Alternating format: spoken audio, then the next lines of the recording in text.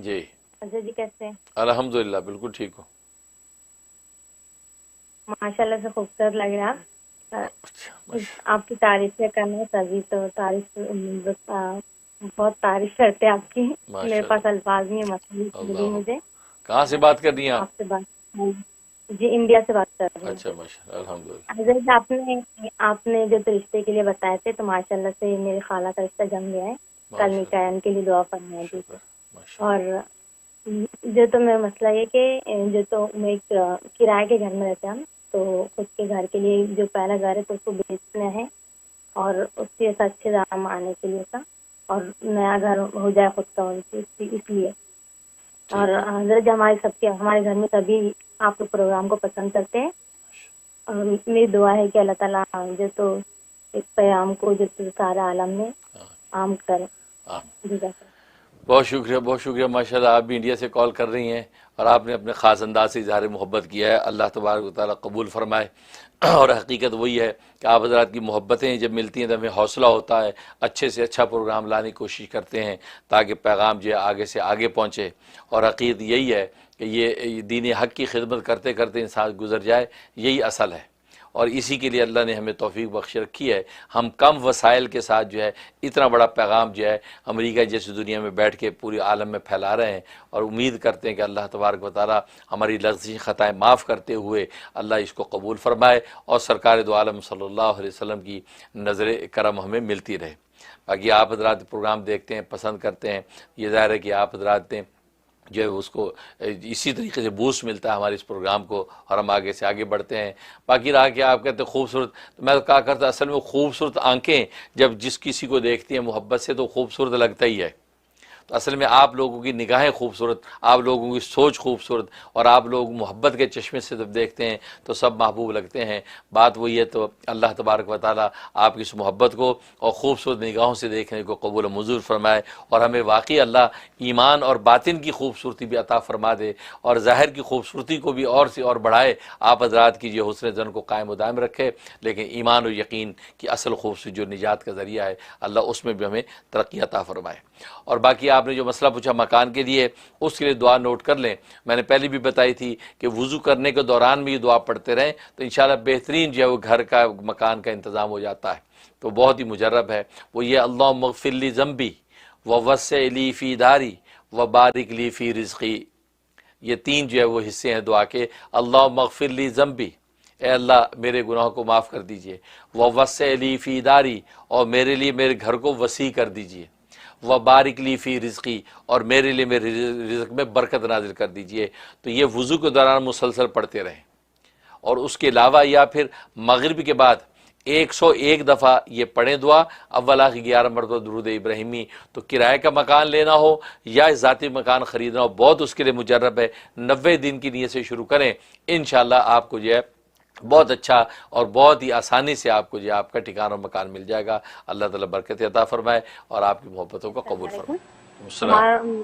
ہم جو تو رینٹ کا گھر لینا چاہتے ہیں، 2-3 مرتبہ جیسا مکان دیکھ کر بھی آئے، لیکن وہ کچھ مسئلہ ہو جا رہا ہے جس کی وجہ سے یہ تو گھر لینا نہیں ہو رہا اور امی کے پاس ہی رکی ہوئی ہے ہم سب. تو اس کے لیے بتا دیے کہ کرائے کا گھر اچھا لینے کے ٹھیک لیے. ٹھیک، جزاک شکریہ اللہ خیر. شکریہ. اب رینٹ کا گھر کیوں لینا چاہتی؟ ذاتی گھر کیوں نہیں لینا چاہتی؟ اپنا گھر خریدو، رینٹ کے چکر سے نکلو.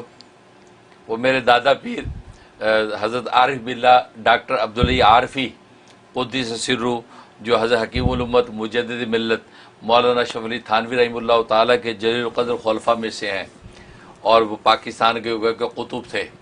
بہت اونچا مقام اللہ نے ان کو عطا کیا، اور مجھے ان سے بھی فیض ہوا، میرے پیر و مرشد کے ذریعے سے بھی اور مبشرات کے اور سچے خوابوں کے ذریعے سے بھی مجھے ان سے بہت فیض ہوا.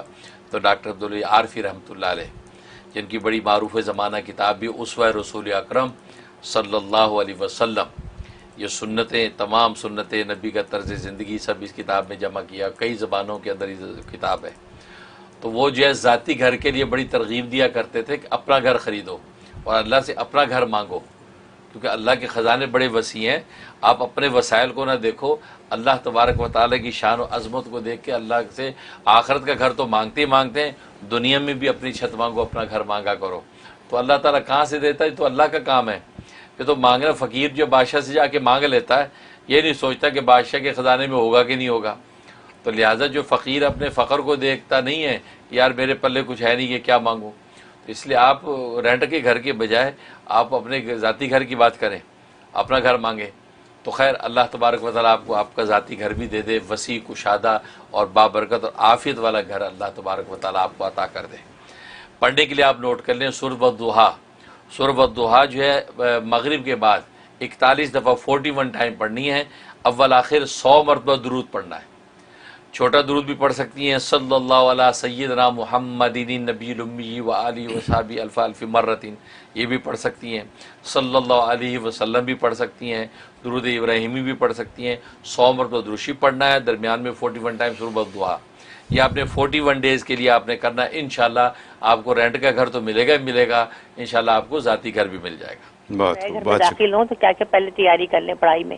اور دوسری بات یہ کہ میرے دونوں بیٹے بچپن میں اتنا ایک دوسرے سے پیار تھا، اب جو چھوٹا والا جو مذہب سے بہت زیادہ قریب ہے لیکن وہ سخت ہو گیا ہے، بہت اختلاف رہتے ہیں اس کو دوسرے بھائی سے. مجھے کوئی چیز ایسی بتائیں کہ میں پڑھوں اور ان دونوں میں آپس میں پیار محبت ہو جائے بچپن والا. بس مجھے دعا میں یاد رکھے. میں آپ کی مفتی. بہت شکریہ جی. ماشاءاللہ سب سے پہلے آپ کی محبت کا شکریہ، اور اللہ تعالیٰ آپ کی محبت کا بہترین بدلہ آپ کو عطا کرے اور ہمارے علم سے اور روحانیت سے آپ کو نفع پہنچے.